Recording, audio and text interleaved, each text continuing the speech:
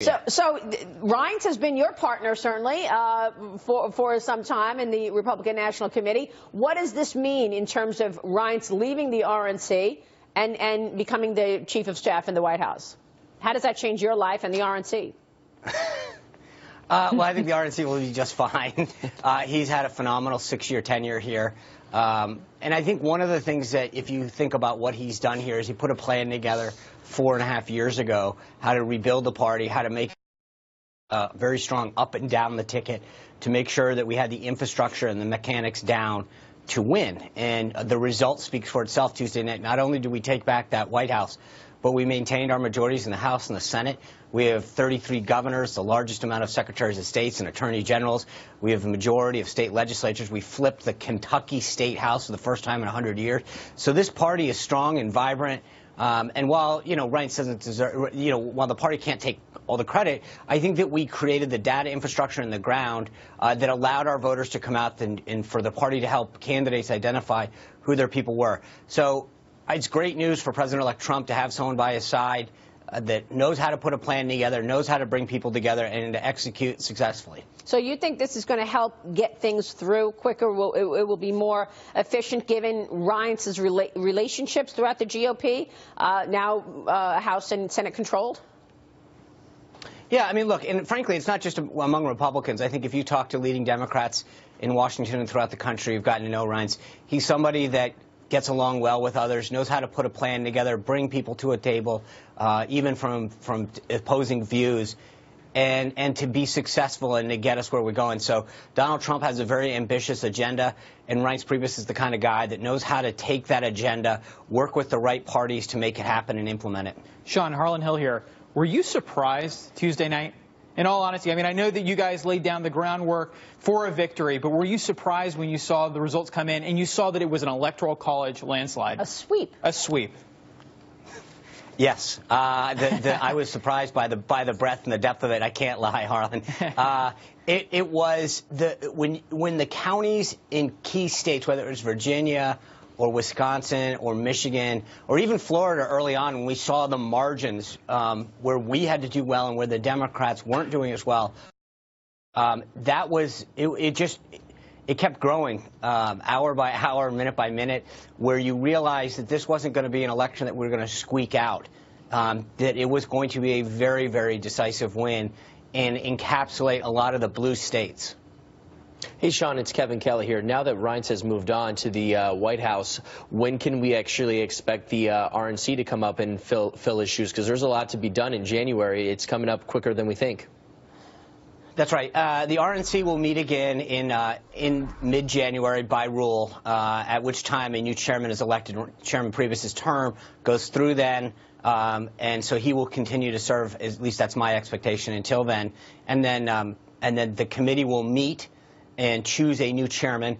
Largely, historically, the president of the party, the president, if the party's in the White House, makes a suggestion, and the party generally accepts that. So we'll see how it works out, who Mr. Trump would like to suggest, or whether he wants the committee to play a role. But there's still a long time between now and Inauguration Day, and a lot of decisions that have to get made, and so we're kind of letting the process work itself out. Who are some of those names? Have you guys floated some names to Donald Trump about who could take over the RNC?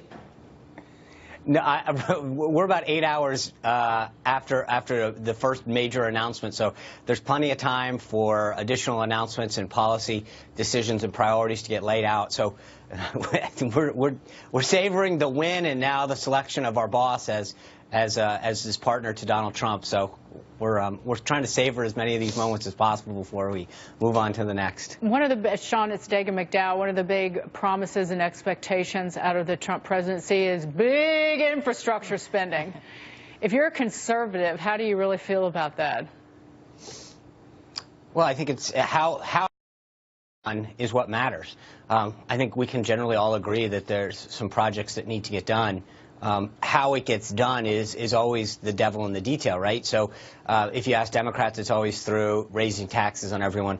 I think that how Mr. Trump and Governor Pence put a plan together with Congress to pay for some of these things is where it's going to matter. And I think those are where you're going to see, I think, conservative values come through. Are you going to follow Reince Priebus to the White House, Sean?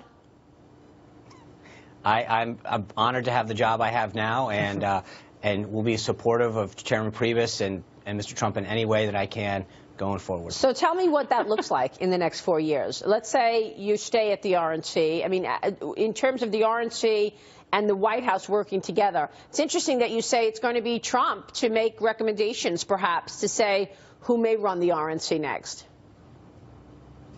Well, again, I'm only speaking out of tradition here. Right, sure. Obviously, that's something that Chairman Priebus and President-elect Trump will talk about who the candidates are. Maybe there's somebody from the committee that puts their name out there that they think is a good choice. Maybe Chairman Priebus has some ideas that he wants to share with President-elect Trump.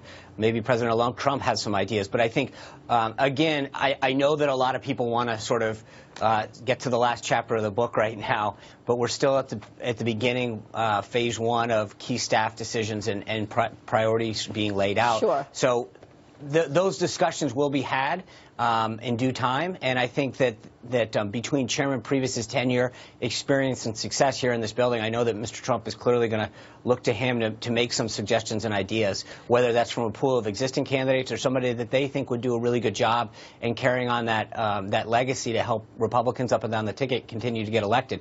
I think it's interesting when you look at the map and the breadth and depth of this country, you know, from state houses to mayors and city councils, it's pretty amazing how well this party has done and how well we're poised to continue to do. Yeah, and do you think that was a repudiation against the last 8 years and President Obama's executive orders and the way he behaved with Congress, or do you think it was a repudiation against the media who did not cover everything? What was it? Why such an adamant vote?